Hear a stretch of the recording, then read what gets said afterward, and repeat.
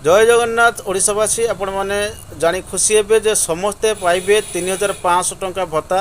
तो भत्तार दर जमी पूर्वर पाते 1000 टंका ता वृद्धि हो 3500 को जावासी निमंते खुशी खबर। आपण मैंने खूब शीघ्र पाइबापी जाऊँच 3500 टंका भत्ता।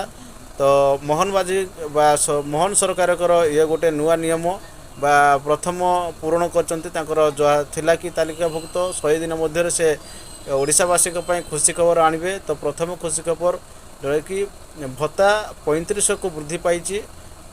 तेणु यह अगस्ट 15 तारीख पाखर लागू हेब। तो आपण मैंने जो चाहूले कि भत्ता समस्त को अधिक मिलू निश्चित भाव ता मिली। केन्द्र तरफ कौन सहायता नथिले ओडिशा सरकार यहाँ पूरण कर। तो समस्ते पाइबे 3500 टंका भत्ता। तो यह अगस्ट 15 तारीख पाखर लागू हेब।